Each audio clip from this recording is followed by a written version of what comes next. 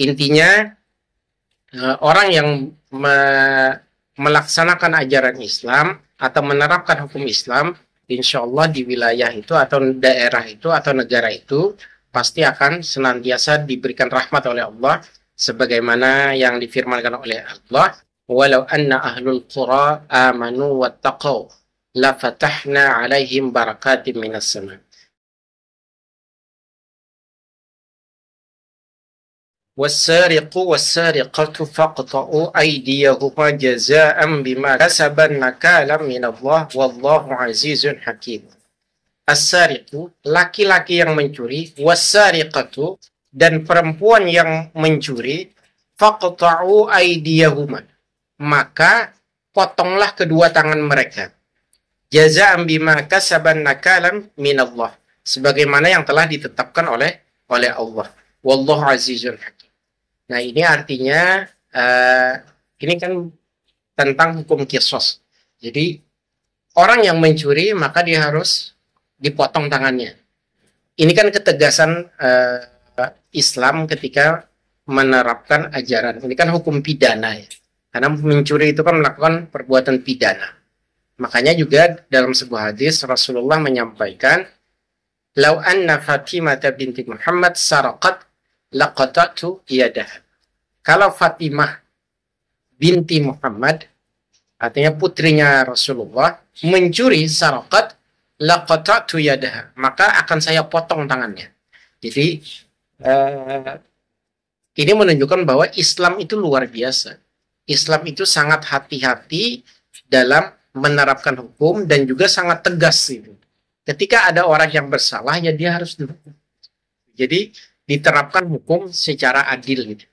Nah, memang kalau memberlakukan hukum Islam secara adil, memberlakukan hukum Islam, insya Allah keadilan itu lebih mudah ditegakkan. Tetapi kenyataannya memang banyak orang yang takut dengan kalau syariat Islam, kalau hukum Islam diberlakukan. Nah, di negara kita adalah negara hukum yang menganut istilahnya memberlakukan juga tentang hak asasi manusia. Maka ketika ada orang yang mencuri, banyak para aktivis HAM yang kemudian menyampaikan bahwa itu melanggar hak asasi manusia. Tetapi mereka yang melakukan pembunuhan itu kan sebenarnya sudah jelas melanggar hak asasi manusia. Maka di dalam Islam orang yang melakukan yang seperti itu ya balasnya qisas gitu.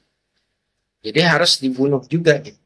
Nah, bagaimana kemudian sebuah negara yang menerapkan bukan hukum Islam, yang nggak ada masalah gitu. Artinya yang penting syariat Islam itu benar-benar tetap ditegakkan sesuai dengan yang disyariatkan oleh agama Islam. Jadi kita tidak menganut agama Islam, tetapi kita sebagian memasukkan syariat-syariat Islam ke dalam hukum negara kita. Ada beberapa hukum Islam yang masuk di dalam peraturan perundang-undangan nasional.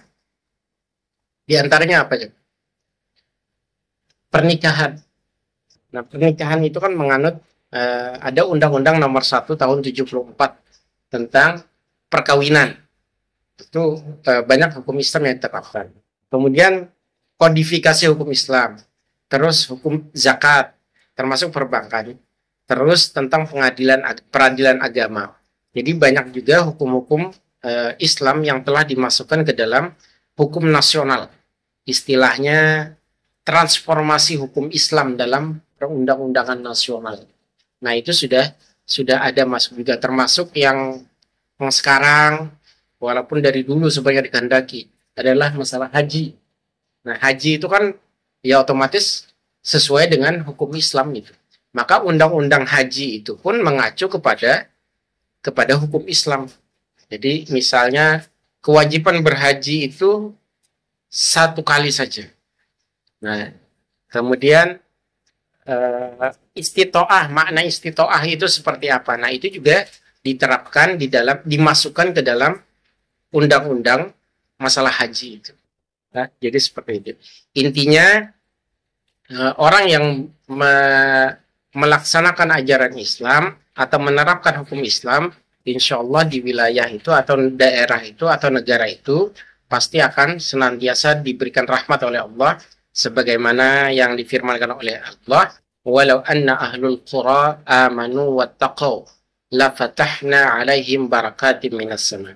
Seandainya sebuah negeri itu semuanya beriman kepada Allah, dia melaksanakan ajaran-ajaran Islam, la fatahna alaihim barakatim minas sama, maka Allah akan membukakan keberkahan dari langit dan bumi ini untuk penduduk negeri itu.